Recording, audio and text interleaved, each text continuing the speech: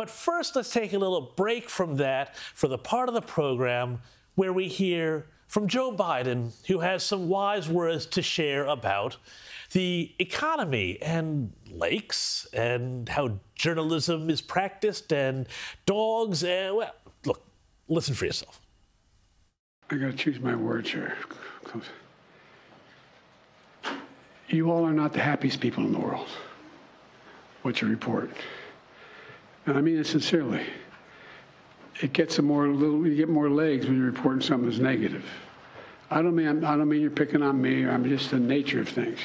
You turn on the television, and there's not a whole lot about boy saves dog as he swims in the lake. To say it's about somebody pushed the dog in the lake. I mean I get it, but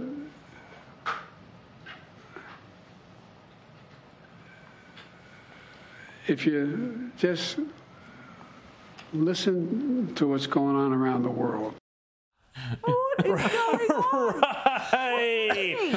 Anyway, it's pretty interesting, actually, that Joe Biden was even talking about dogs at all, because this week it was reported that the president's German Shepherd commander has finally been removed from the White House grounds after a string of attacks on Secret Service officers and staffers.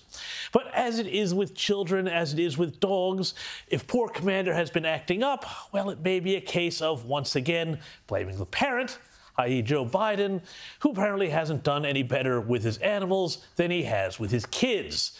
Certainly a lack of proper discipline is an easy way to see anyone, human or canine, in your charge go off the rails. And speaking of things that have gone off the rails, the other thing that has gone off the rails this week was Joe Biden's border policy. Remember how when Donald Trump wanted to build a big, beautiful wall and the left lost their minds? Well, the idea that not only must there never be a wall, despite the fact that, walls actually work, but that the U.S. government should all but put up neon flashing welcome signs saying, come on in, free welfare and Social Security for everybody, how that became holy writ for the left, and the sort of people who put up signs outside their house saying, in this house we believe no person is illegal. Note the owners of those same houses generally never tend to let a family of Venezuelans camp out in the good room, but that's another story. Because this week, the U.S. government announced that it was building a new section of border wall in Texas alongside the Rio Grande River.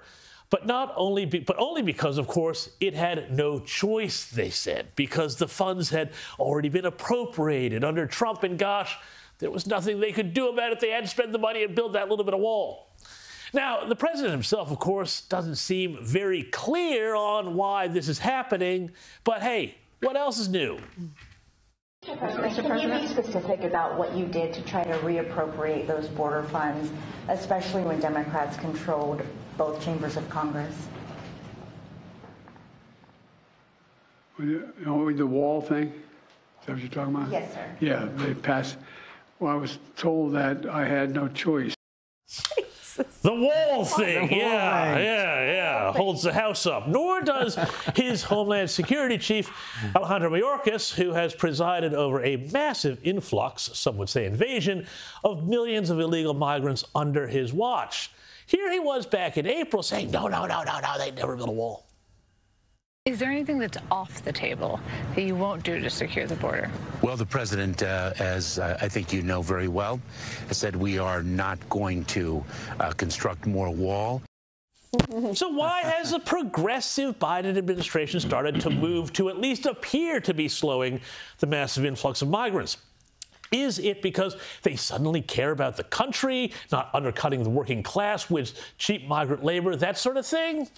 No, it's because the influx of migrants who have started to show up in Democrat sanctuary cities in droves is starting to bite Democrats.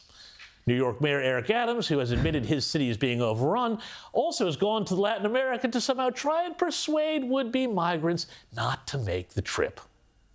This is just the beginning of really the journey of trying to be on the ground and understand the whole flow of the migrant and asylum seekers. And have a look at what these locals in Chicago had to say. You cannot keep bringing immigrants in. The city does not have the money. You cannot track them. You ain't tracking them good at the police station. You don't know their name, but you want to spare them all over the city. It is unsanitary, it's unsafe, and it's just not right. Now, this is where it gets really interesting. New York with its 29 electoral votes, and Illinois, where Chicago sits, with 20. Well, this makes these must-win states for the Democrats next year.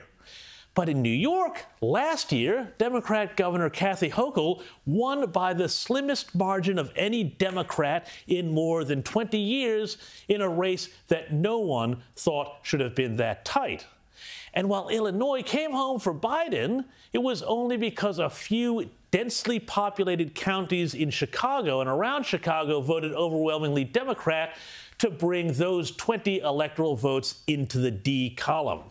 So, migration is now suddenly causing a lot of problems in would-be Democrat strongholds that Trump and the Republicans need to and hope to flip next year. Don't be fooled by what they're doing. This is all just building a bit of wall for campaign ads. That's the only reason why they're acting like they're caring about what's happening at the border now. It's not because they care about the country.